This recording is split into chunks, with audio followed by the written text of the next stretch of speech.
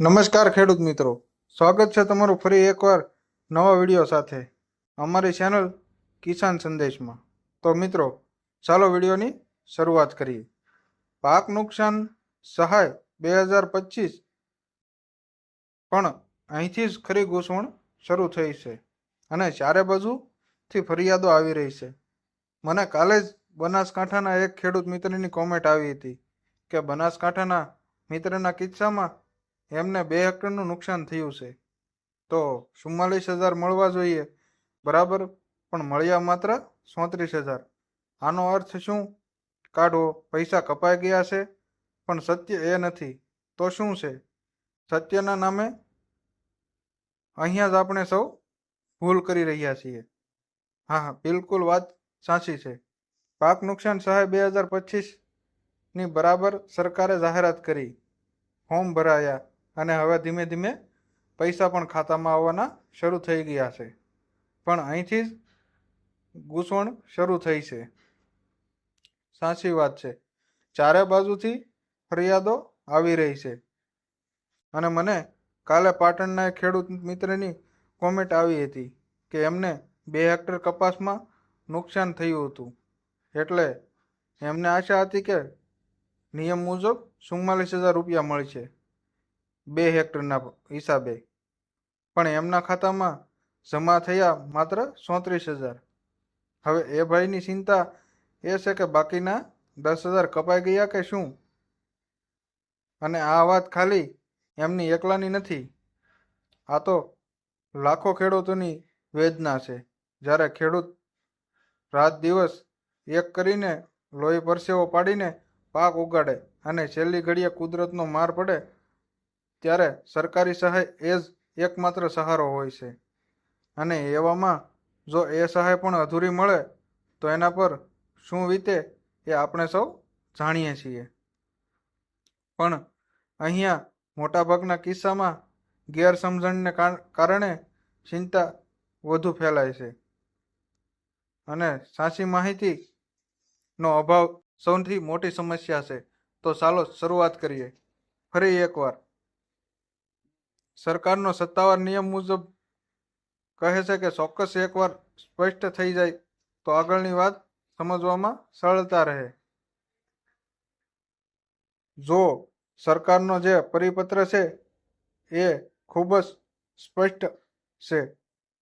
એ મુજબ ખરીફ પાક 2025ની ઋતુમાં જે ખેડૂતોના પાકને 33% કે તેથી વધુ નુકસાન થયું છે, તેવા તમામ પાત્ર ધરાવતા ખેડૂતોને પ્રતિ હેક્ટર 22,000 રૂપિયાની સહાય ચૂકવવામાં આવશે.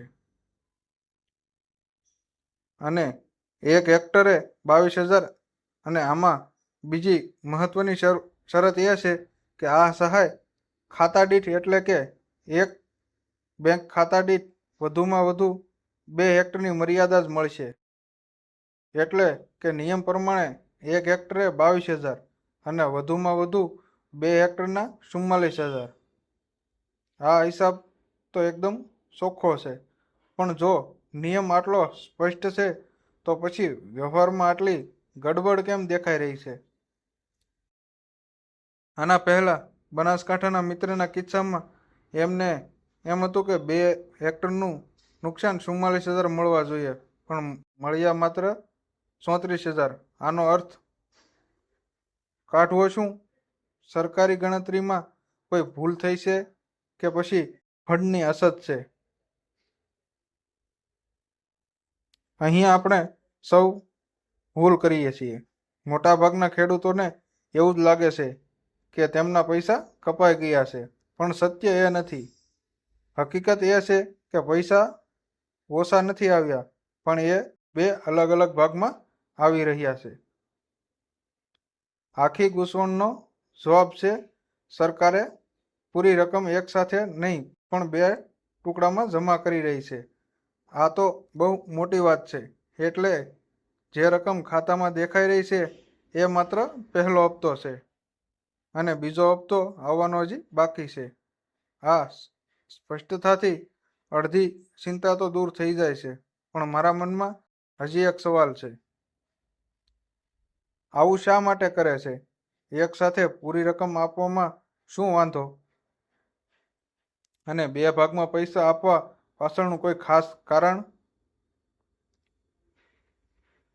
ચોક્કસ વહીવટ અને નાણાકીય કારણે આપણે જે સહાય રકમ મેળવીએ છીએ એ કોઈ જગ્યાએથી નથી આવતી. એના બે મુખ્ય સ્ત્રોત છે. પહેલો હિસ્સો આવે છે એ HDRF માંથી, એટલે કે state disaster response fund state, અને બીજો હિસ્સો રાજ્ય સરકાર પોતાના બજેટમાંથી ઉમેરે છે. આ બંને ફંડની પ્રક્રિયાઓ અલગ અલગ હોય છે. તેમની ટેકનિકલ સરળતા ખાતર સરકાર ઘણી વખત આ બંને હિસ્સાને અલગ અલગ ટ્રાન્સફર કરે છે. એટલે આ કોઈ પૈસા કપાવવાનો ખેલ નથી, પણ વહીવટ પ્રક્રિયા એક અલગ ભાગ છે. અને એનો મતલબ એ થયો કે જે ખેડૂતોના ખાતામાં પૈસા આવ્યા છે એ કાં તો HDRF વાળા છે અથવા તો રાજ્ય બજેટ વાળા. બીજો હિસ્સો હવે પછી આવશે. આ બંને હિસ્સા બધા પાકો માટે સરખા હોય છે. એમાં પણ કંઈક અલગ છે ના, અને આ સમજવું ખૂબ જ જરૂરી છે. વિભાજન પાકના પ્રકાર પર આધારિત રાખે છે. હા, આપણે એને ઉદાહરણ તરીકે સમજીએ. સૌથી પહેલા વાત કરીએ બિનપિયત પાકોની, એટલે ખેતી પર નિર્ભર છે. હા, જેમ કે કપાસ, મગફળી, બાજરી વગેરે. બરાબર. તો બિનપિયત પાકો માટે જે પ્રતિ હેક્ટર 22,000ની સહાય છે એમાંથી માત્ર 8,500 રૂપિયા SDRFના નિયમ મુજબ મળશે, અને બાકીના 13,500 રૂપિયા રાજ્ય સરકાર પોતાના બજેટમાંથી વિશેષ સહાય તરીકે ઉમેરશે. એટલે 8,500 અને 13,500 એમ બે ટુકડા થાય છે. અને બે ટુકડાની રકમ મળશે. એટલે જો કોઈ ખેડૂત બિનપિયત પાકમાં 1 હેક્ટરનું નુકસાન હોય અને એના ખાતામાં અત્યારે 8,500 આવ્યા હોય, તો તેમણે સમજી લેવાનું કે હજુ 13,500 આવવાના બાકી છે. અને જો 13,500 આવ્યા હોય તો સમજવાનું કે 8,500 બાકી છે. આ તો એકદમ સ્પષ્ટ થઈ ગયું. હવે પિયત પાકોનું શું? જેમ ડાંગર કે શાકભાજી, એમના માટે આ ગણતરી અલગ છે. 22,000 પ્રતિ હેક્ટરની સહાયમાંથી 17,000 રૂપિયા SDRFના ફંડમાંથી ચૂકવાશે, અને બાકીના 5,000 રાજ્ય સરકારના બજેટમાંથી મળશે. મારા ખ્યાલથી તમારા જે બનાસકાંઠાના મિત્ર છે એમને પિયત પાકમાં 2 હેક્ટરનું નુકસાન હશે. બની શકે એટલે એમને HDRFના હિસ્સા મુજબ પ્રતિ હેક્ટર 17,000 લેખે 2 હેક્ટરના 34,000 મળ્યા છે. અને રાજ્ય સરકારના હિસ્સાના પ્રતિ હેક્ટર 5,000 લેખે 2 હેક્ટરના 10,000 એમને મળવાના બાકી છે. હવે બરોબર સમજાઈ ગયું ને મિત્રો? એમના 34,000 કેમ મળ્યા? આ માહિતી એમના સુધી પહોંચાડજો તો તેમની ચિંતા દૂર થઈ જાય. અને હવે ત્રીજો પ્રકાર, બહુ વરસાદ વાળા પાકો, જેમ કે ફળ ફળાદીના બગીચા, એમના માટે શું નિયમ છે? તો તે પાકો માટે નિયમ સાવ જુદો અને સરળ છે. એમને જે પ્રતિ હેક્ટર 22,000ની સહાય મળવાની છે તે પૂરેપૂરી રકમ HDRFના ફંડમાંથી મળશે. એટલે એમાં રાજ્ય સરકાર બજેટનો હિસ્સો નથી. આમાં રાજ્ય બજેટનો કોઈ વધારાનો હિસ્સો નથી. આથી જે ખેડૂતો બાગાયત પાકોનું નુકસાન થયું છે એમને મોટા ભાગને એક જ ટ્રાન્ઝેક્શનમાં પૂરી રકમ મળી જવાની છે. જો તમને અત્યાર સુધી માહિતી ઉપયોગી લાગી હોય તો હવે કોમેન્ટ બોક્સમાં લખી નાખજો. જય જવાન જય કિસાન. તમારું આ પ્રતિસાદ અમને વિડીયો બનાવવા માટે પ્રેરણા આપે છે. તો આખી વાતનો સાર એ જ છે કે ધીરજ રાખો. પણ હવે સૌથી મોટો અને સ્વાભાવિક સવાલ એ છે કે આ બીજો હિસ્સો ક્યારે આવશે? ખેડૂતોએ ક્યાં સુધી રાહ જોવાની? જો સરકાર તરફથી મળતી માહિતી મુજબ આ સંપૂર્ણ સહાય ચૂકવવાની પ્રતિક્રિયા જાન્યુઆરી-ફેબ્રુઆરી મહિના સુધીમાં પૂરી કરી દેવામાં આવશે. જાન્યુઆરી-ફેબ્રુઆરી સુધીમાં તબક્કાવાર રકમ જમા થઈ રહી છે. કેટલાક જિલ્લાઓમાં HDRFCનો હિસ્સો પહેલા જમા થઈ રહ્યો છે, તો કેટલાક રાજ્યમાં રાજ્ય બજેટનો પણ ફેબ્રુઆરી અંત સુધીમાં મોટાભાગના ખેડૂતોના ખાતામાં બંને હિસ્સાના જમા થઈ જશે. હા, તો બધો સમય કેમ આપણે ડિજિટલ યુગમાં જીવીએ છીએ? એક ક્લિકમાં કરોડો રૂપિયા ટ્રાન્સફર થાય છે, તો પછી આ પ્રતિક્રિયામાં આટલો વિલંબ શા માટે? તમારો સવાલ એ પણ હતો. પણ આપણે આ યોજના વ્યાપને પણ સમજવો પડે. આ કોઈ 100-200 લોકોની વાત નથી. ગુજરાતના લગભગ 50 લાખથી વધુ ખેડૂતોએ અરજી કરેલી છે. 50 લાખ વિચારો. 50 લાખ અરજીઓની ચકાસણી કરી, દરેક દસ્તાવેજો મેચ કરવા, સર્વે રિપોર્ટ સાથે સરખામણી કરવી. આ એક હિમાલય જેવડું વહીવટી કાર્ય છે. સરકારે આ માટે 10,000 કરોડનું પેકેજ જાહેર કર્યું. એટલે ફંડની કોઈ કમી નથી, માત્ર પ્રતિક્રિયા વિલંબ છે. ચાલો એ પણ વાત સમજીએ. મારા ગામમાં એક કાકા છે, એમને તો 1 રૂપિયો પણ નથી મળ્યો. તો હજુ સુધી, જ્યારે એમના પાડોશીના ખાતામાં પૈસા આવી ગયા છે. પણ એવું કેમ? તો આ બંને કિસ્સામાં શું સમજવું? એવું પણ બની શકે કે પૈસા બીજા કોઈ કારણોસર અટકી ગયા હોય. અને આ એક ખૂબ મહત્વનો મુદ્દો છે. પૈસા 2 ભાગમાં આવવાના છે એ તો એક પ્રતિક્રિયા છે, પણ કેટલાક કિસ્સાઓમાં તો ટેકનિકલ ભૂલોના કારણે પેમેન્ટ ફેલ થઈ જાય છે. આ બાબતે ખુદ કૃષિ મંત્રી શ્રી જીતુભાઈ વાઘાણીએ પણ ખેડૂતોને સાવચેત કર્યા છે. મુખ્યત્વે એવી 2 ટેકનિકલ સમસ્યા છે જે ખૂબ મુશ્કેલી ઊભી કરી રહી છે. તો કઈ 2 સમસ્યાઓ છે? આપણા ખેડૂત મિત્રોને વિગતવાર એની જાણકારી આપીએ, જેથી તેઓ સમયસર તેમની ચકાસણી કરી શકે. સામાન્ય સમસ્યા જે બેંકના IFSC કોડની ભૂલ. ફોર્મ ભરતી વખતે ઉતાવળમાં કે ભૂલથી એકાદ આંકડો કે અક્ષર ખોટો લખાઈ ગયો હોય તો પેમેન્ટ પ્રોસેસ નહીં થાય.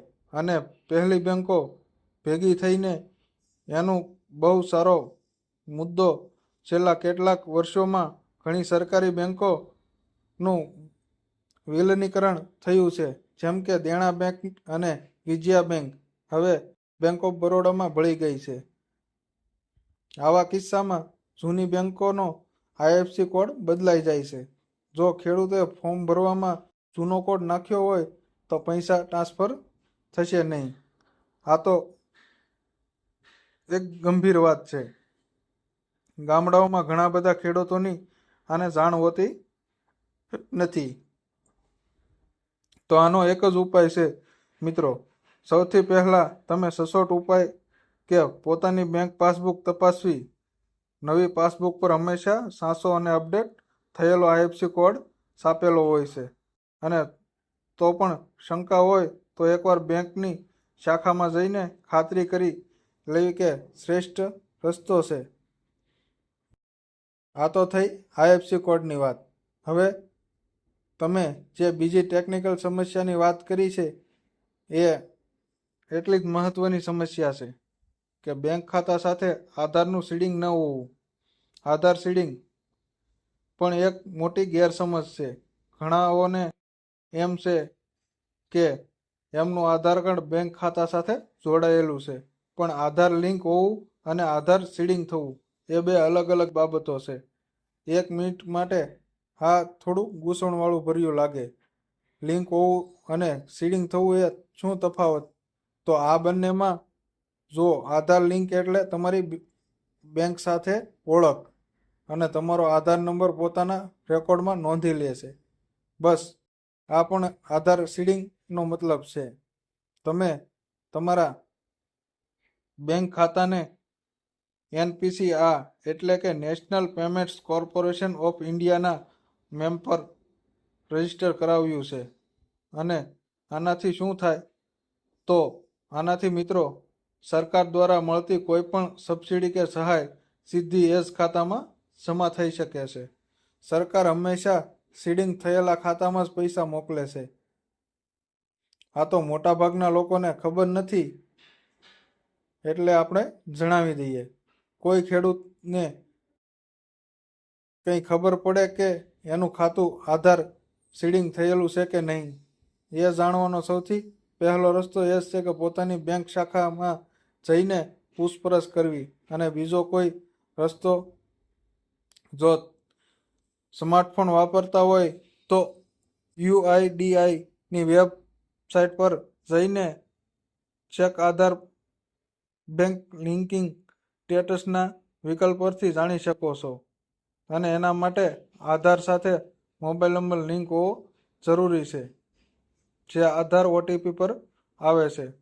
જો સીડિંગ ન થયું હોય તો બેંકમાં જઈને એક ફોર્મ ભરીને કરાવી શકાય છે. આ પ્રક્રિયા ખૂબ જ સરળ અને શ્રેષ્ઠ છે. આજે તો આપણે એ સ્પષ્ટ કર્યું, રકમ ઓછી નથી મળી રહી પણ 2 ભાગમાં આવી રહી છે. તો બાકીની રકમ પણ જાન્યુઆરી ફેબ્રુઆરી સુધીમાં આવી જ જશે. તો સૌથી અગત્યનું, દરેક ખેડૂત ભાઈઓ પોતાની બેંકમાં જઈને ખાતરી કરી લેવી કે તેમના IFSC કોડ સાચો છે અને ખાતું આધાર સાથે બરાબર સીડિંગ થયેલું છે. અને આટલી સાવચેતી રાખવી ખૂબ જ જરૂરી છે. આશા રાખીએ છીએ કે આ વિડીયો તમને પસંદ આવ્યો હશે. તો ખેડૂત મિત્રો, સૌથી મોટી તાકાત એ છે કે જો માહિતી સ્પષ્ટ હોય તો અડધી ચિંતા તો આપોઆપ દૂર થઈ જાય છે. તો મિત્રો, અમારી કિસાન સંદેશ ચેનલ સાથે જોડાયેલા રહો. ત્યાં સુધી મિત્રો, આવજો.